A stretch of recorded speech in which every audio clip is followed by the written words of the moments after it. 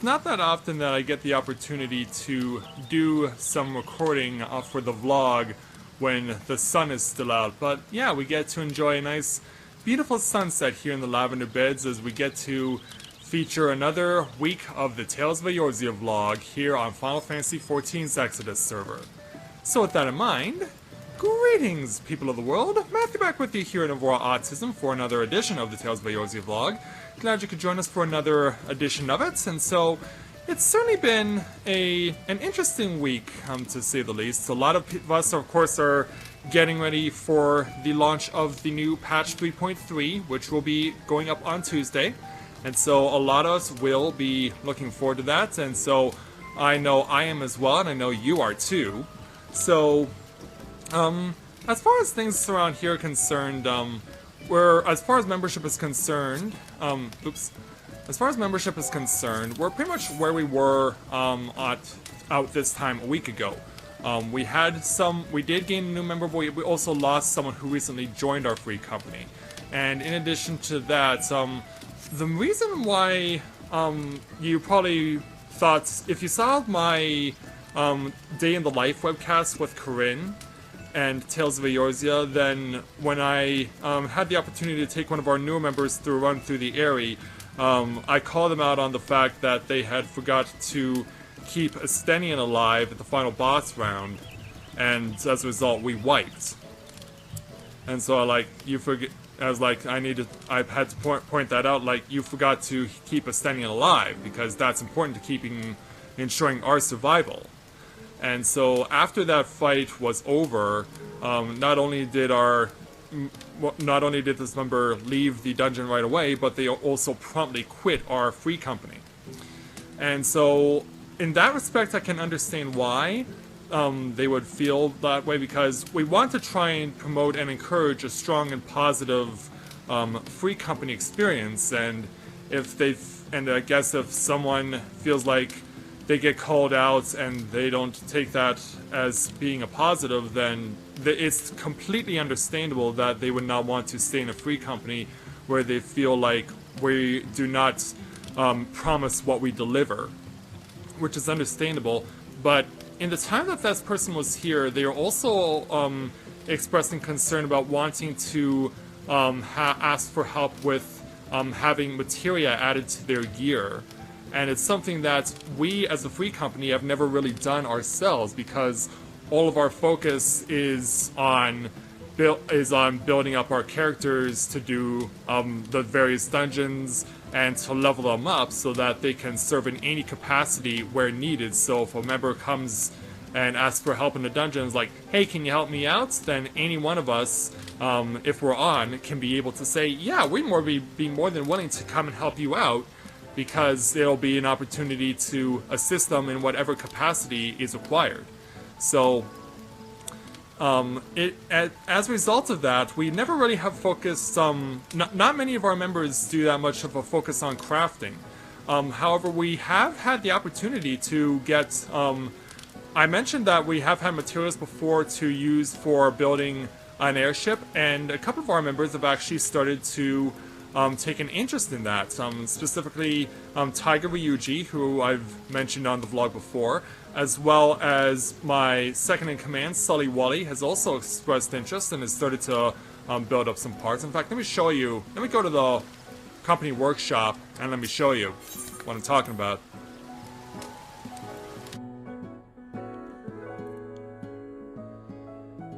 So let's go over here to the workshop. Because, yeah, this is something that I want to get Corinne into as well. As you can see at the fabrication station here, we can go to the next phase of production, and quality is 36 out of 100, which is pretty good.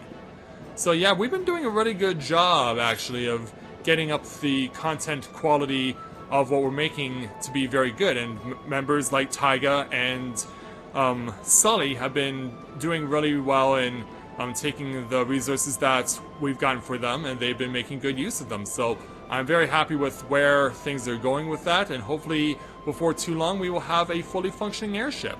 And we have plenty of money to build another one if they ever decide we can do it again, because I was speaking with when I was playing with Mathia and I was speaking with some of the members of his Final Ascendance Free Company about number of airships that we can have, in any single Free Company house, you can have as many as 4 airships. It doesn't matter how big the house is, you can have as many as 4 airships, which is really cool, and I like that you have that option available to you, that you can do something like that. So it allows us that if we should ever get to a point where we have a fully functioning airship, we can have it go and do whatever we want and have it go on exploratory voyages, because you can set them to do that sort of thing, like you would set a retainer to go out onto an exploration mission or a hunting mission.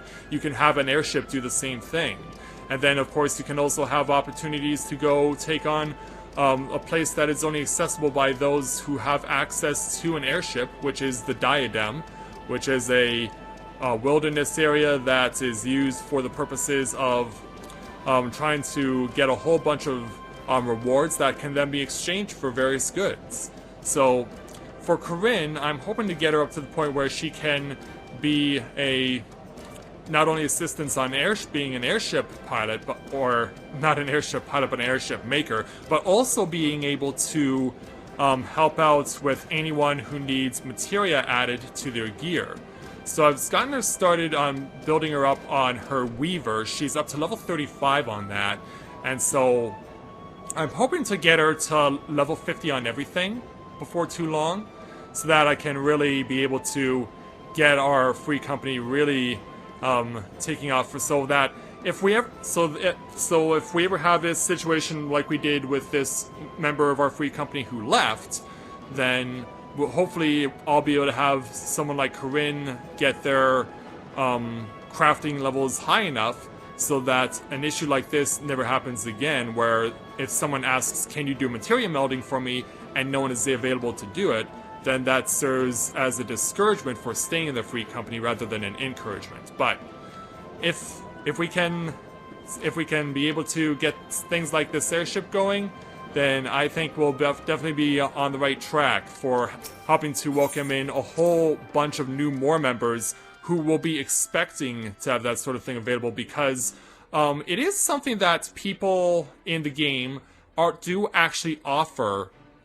It is something that people offer as a service, among other things, that you can have materia crafted or melded to your gear at a cost, and it's usually quite a lot of money.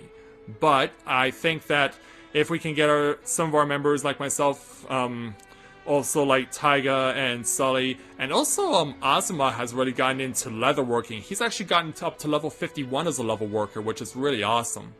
And so our focus is definitely shifting not as much towards doing dungeons, but going more in the crafting aspect, so that we can be able to help out each other in more ways than just doing dungeon raids and dungeon runs. And so I'm hoping that we can continue to be able to show more of a balance in that regard, so that we're not just limited to being, oh, we only do dungeons, but we'll keep it up. Hopefully we'll get things going very well and be able to do a lot of help with not just dungeons, but also crafting as well, and materia melding too. So that's what we're pretty much talking about. And so it's hard to believe that we started the Free Company now. We started it back at the end of October, and so now we've been going for over 7 months, which I'm very happy about. I'm very happy with the progress that we made, and everyone, for the most part, is happy about being here. And I hope that we can continue to keep that going, and that everyone enjoys being a part of our Free Company. So thank you very much, everyone, for watching this edition of the Tales of Eorzea vlog here on the Final Fantasy XIV Exodus server. And don't forget that if you ever have an interest in joining us here on Exodus server, and you have a character you want to create, or if you have a character who's looking for a Free Company, we'd be more than happy to have you join us here at Tales of Eorzea. So, thank you very much, everyone, for watching, and until next time, everyone, this is Matthew at Navora Autism, saying take care, and I'll see you soon.